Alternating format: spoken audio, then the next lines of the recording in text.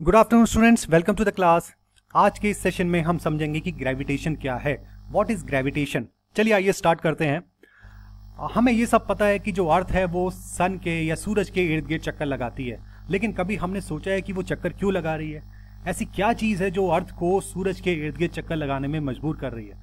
ये भी तो हो सकता था कि अर्थ सीधी निकल जाती, क्यों चक्कर लगा रही है। ऐसी कौन सी चीज़ है जो उसको खींच रही है सूरज के इर्द गिर्द चक्कर लगाने के लिए। हम ये भी जानते हैं कि जो मून है वो धरती के इर्द गिर्द चक्कर लगा रहा है। ऐसी कौन सी फोर्स है जो उसको धरती के चक्कर लगाने में मजबूर कर रही है।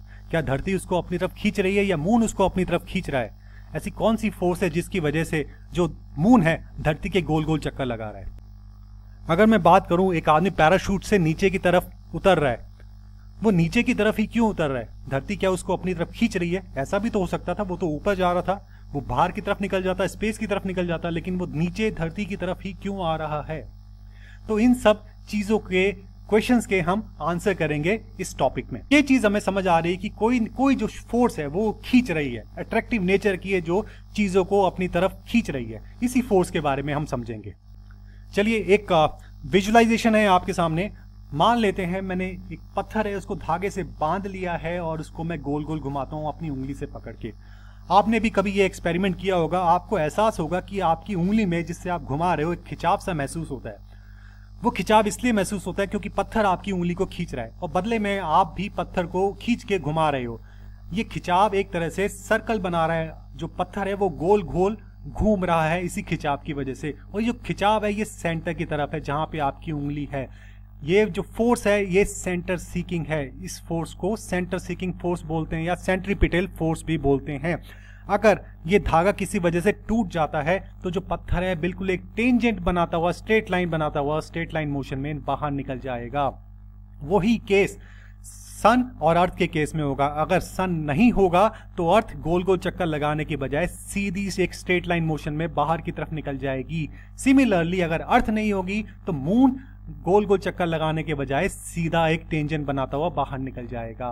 तो दो चीजें अभी हमें पता लगी, जो ये जो फोर्स है, एक तो चीजों को खींचती है अपनी तरफ और दूसरी ये सेंटर सीकिंग फोर्स है। ये चीजें हमने कंक्लूड की, this force is attractive in nature और ये एक सेंटर सीकिंग फोर्स है। लेकिन जो क्वेश्चंस अभी भी अनआंसर्ड हैं वो ये हैं कि जो पैराशूट वाला जो आदमी है या कोई एप्पल है, क्या वो भी धरती को अपनी तरफ खींच रहा है। हमने देखा है पैराशूट वाला आदमी नीचे की तरफ आ रहा था, या एप्पल भी नीचे की तरफ गिरता है। तो इसका मतलब यह हुआ कि धरती खींच रही है इन चीजों को। क्या पैराशूट वाला आदमी भी धरती को अपनी तरफ खींच रहा है। अगर खींच रहा है तो धरती हमें मूव करती हुई क्यों नहीं दिखाई देती। एप्पल या पैराशूट वाला आदमी तो हमें नीचे आता हुआ दिखाई दे रहा है, लेकिन धरती हमें क्यों नहीं मूव करती हुई दिखाई देती। और दूसरी बात, क्या ये जो फोर्स है पैराशूट और धरती के बीच में, क्या इनकी जो मैग्नीट्यूड है वो सेम है। चलिए इसको आंसर करते हैं। सबसे पहली बात, जो पैराशूट और एप्पल भी धरती को अपनी तरफ खींचते हैं, पर धरती हमें इसलिए मूव नहीं करती क्योंकि उसका मास बहुत ज्यादा है, जिसकी वजह से जो उसका एक्सेलरेशन है दैट इज ऑलमोस्ट नेग्लिजिबल। उसका एक्सेलरेशन बिल्कुल जीरो के बराबर है, जिसकी वजह से हमें वो मूव करती हुई नहीं दिखाई देती। ये जो है ये Newton's second law of motion से इसको हम एक्सप्लेन कर सकते हैं। और बात रही इसकी, क्या ये जो फोर्स है दोनों आपस में सेम है। पैराशूट भी क्या उसी मैग्नीट्यूड से धरती को खींच रहा है जिस मैग्नीट्यूड से धरती पैराशूट को अपनी तरफ खींच रही है। इसका आंसर है यस, इट इज। जो अगर हम बात करें Newton's third law of motion की, action reaction are equal and opposite. अगर आप किसी चीज को जितनी ताकत से धक्का दोगे वो वही चीज भी आपको उतनी ताकत से धक्का देगी। सिमिलरली अगर धरती जितनी फोर्स से पैराशूट को अपनी तरफ खींच रही है, पैराशूट भी धरती को उतनी ही फोर्स से अपनी तरफ खींच रहा है। बात यह है कि पैराशूट का मास बहुत कम है धरती के कंपैरिजन में, जिसकी वजह से हमें पैराशूट मूव करता हुआ दिखाई देता है, धरती हमें मूव करती हुई नहीं दिखाई देती। तो ये सब चीजें हमने कंक्लूड कर दी कि ये जो फोर्स है जिसके बारे में हम बात करने जा रहे हैं वो अट्रैक्टिव नेचर की है, वो सेंटर सीकिंग है। और अगर दो बॉडीज, एक बॉडी दूसरी बॉडी को अपनी तरफ खींच रही है तो इन दोनों का मैग्नीट्यूड सेम होगा, हालांकि डायरेक्शन अलग होगी। दूसरी वाली पहले को अपनी तरफ खींचेगी, पहली वाली दूसरे को अपनी तरफ खींचेगी। और इस फोर्स को बोला जाता है द फोर्स ऑफ ग्रेविटेशन। इतना हमने समझ लिया। अब समझते हैं ये जो फोर्स है किन किन चीज़ों पे, किन किन वेरिएबल्स पे डिपेंड करती है। पहली बात, अगर मैं दो बॉडीज लेता हूं तो ये जो फोर्स ऑफ अट्रैक्शन है उनके मास पे डिपेंड करेगी और उनके बीच में कितना डिस्टेंस है उस पे डिपेंड करेगी। चलिए समझते हैं, जैसे एक बॉडी ले ली मैंने जिसका मास है कैपिटल एम और दूसरी बॉडी छोटी बॉडी जिसका मास ले लिया मैंने स्मॉल एम। इनके बीच में जो सेंटर ऑफ मासेस है, इनका जो सेंटर ऑफ मास ओ है बड़ी वाले का और छोटे वाले मास का ओ डैश है, इनके बीच में जो डिस्टेंस है वो डी है और जो फोर्स ऑफ अट्रैक्शन होगी यानी कि फोर्स ऑफ ग्रेविटेशन होगी that is equal to F is equal to G, capital G into capital M जो बड़े वाले का मास है, स्मॉल एम छोटे वाले का मास, डिवाइडेड बाय डी स्क्वायर। जो जी है इसको यूनिवर्सल ग्रेविटेशन कांस्टेंट बोलते हैं जिसकी वैल्यू है 6.67 इंटू 10⁻11 न्यूटन मीटर स्क्वायर पर केजी स्क्वायर। तो आप ये देखिए, जितना ज्यादा मास होगा डायरेक्टली प्रोपोर्शनल है प्रोडक्ट ऑफ मासेस के, जितना ज्यादा मास होगा बॉडीज का उनके बीच में जो फोर्स ऑफ अट्रैक्शन होगी उतनी ही ज्यादा होगी, और जितना ज्यादा डिस्टेंस है इनके सेंटर ऑफ मासेस के बीच में, जितनी ज्यादा दूरी होगी, फोर्स ऑफ ग्रेविटेशन अट्रैक्शन की जो फोर्स है कम होती जाएगी, क्योंकि ये इनवर्सली प्रोपोर्शनल है। Inversely proportional square of distance है, यानी कि थोड़ा सा भी डिस्टेंस ज्यादा हुआ फोर्स अट्रैक्शन फोर्स में ज्यादा कमी आनी स्टार्ट हो जाएगी। तो ये तो रही बात फोर्स ऑफ ग्रेविटेशन की। जो फोर्स ऑफ ग्रेविटेशन है it is equal to capital G into product of masses divided by square of inversely proportional to square of distance between them. अब कुछ केसेस समझ लेते हैं कि अगर हम मास को बड़ा करेंगे तो क्या होगा, डिस्टेंस इनके बीच में बढ़ाएंगे तो फोर्स ऑफ ग्रेविटेशन में क्या फर्क पड़ेगा। पहला केस समझते हैं। मैंने क्या किया, व्हेन मासेस आर डबल, मैंने पहले के मुकाबले जो मास थे बॉडीज के उनको मैंने 2 गुना कर दिया।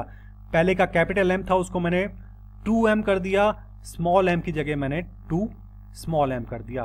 दोनों के मासेस को मैंने ट्वाइस कर दिया, लेकिन इनके बीच में जो सेंटर ऑफ मासेस का जो डिस्टेंस था उसको सेम ही रखा d। तो उस केस में क्या होगा, जो ग्रेविटेशनल फोर्स है, इनकी जो ग्रेविटेशनल फोर्स है पहले के मुकाबले 4 टाइम्स हो जाएगी। मासेस डबल होने से इनकी फोर्सेस ऑफ अट्रैक्शन बढ़ जाएगी, पहले के मुकाबले 4 टाइम्स हो जाएगी। केस 2 समझते हैं। अगर मैंने मासेस को आधा कर दिया, पहले के मुकाबले मैंने मासेस को आधा कर दिया, हाफ कैपिटल एम और हाफ स्मॉल एम कर दिया, डिस्टेंस को मैंने सेम ही रखा, उस केस में जो फोर्स ऑफ अट्रैक्शन है वो 1/4 हो जाएगी, क्योंकि डायरेक्टली प्रोपोर्शनल है प्रोडक्ट ऑफ मासेस के। अगर मासेस में कमी आएगी तो इनके फोर्स ऑफ अट्रैक्शन में भी कमी आएगी। तीसरा केस समझते हैं, जब डिस्टेंस को मैंने डबल कर दिया। डिस्टेंस जितना ज्यादा बढ़ता जाएगा फोर्स ऑफ अट्रैक्शन उतनी कम होती जाएगी, इनवर्सली प्रोपोर्शनल है, that is square of distance between the centre of masses. अगर मैंने डिस्टेंस को d की जगह 2d कर दिया तो जो फोर्स ऑफ अट्रैक्शन है वो 1/4 हो जाएगी पहले के मुकाबले। केस 4 समझते हैं, when distance is halved. Yes you are right, जब डिस्टेंस को हम आधा कर देंगे तो उनकी बीच की दूरी कम हो जाएगी सेंटर ऑफ मासेस की, तो उनके बीच में फोर्स ऑफ अट्रैक्शन बढ़ जाएगी।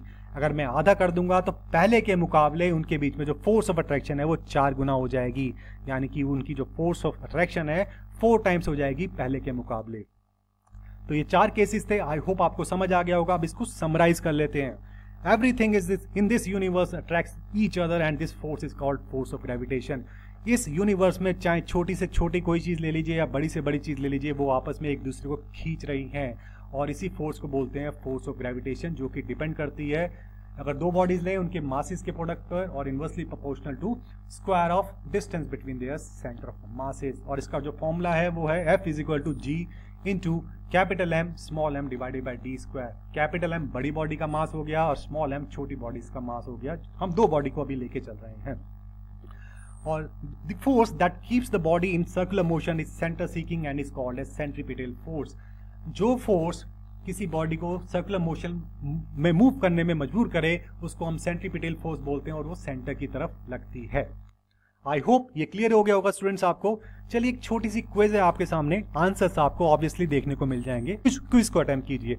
The value of universal gravitation constant is dash, ये आपको बताना है। The force of gravitation is inversely proportional to the square of distance between their centre of masses. जो फोर्स है ग्रेविटेशन की वो इनवर्सली प्रोपोर्शनल है square of distance between their centre of masses. क्या ये स्टेटमेंट ट्रू है या false है, ये आपको बताना है। The centripetal force does not act towards the center. क्या सेंट्रीपिटल फोर्स सेंटर की तरफ एक्ट नहीं करती? क्या ये स्टेटमेंट ट्रू है या फॉल्स है, ये आप बताइएगा। और last question is what will be the new gravitation force between 2 bodies when their masses and the distance between their centre of masses are doubled. क्या किया मैंने, आपको बताना है कि नई ग्रेविटेशन फोर्स क्या होगी जब मैंने दो बॉडीज को लिया, उनके मासेस को भी डबल कर दिया पहले के मुकाबले, और उनके बीच में सेंटर मासेस के बीच में जो डिस्टेंस था उसको भी मैंने 2 गुना कर दिया। उस केस में फोर्स ऑफ ग्रेविटेशन क्या होगी ये आपको बताना है। अब आप इसको पॉज कर लीजिए और इसको अटेम्प्ट कीजिए, आंसर आपको देखने को मिल जाएंगे। And your answers are, I hope आपको ये वीडियो पसंद आया होगा, समझ आ गया होगा। अगर आप चाहते हो मैं आपके लिए और इंटरेस्टिंग वीडियो लेके आऊं तो काइंडली सब्सक्राइब करें आप मेरे चैनल को। Till then goodbye, thank you very much and have a nice day.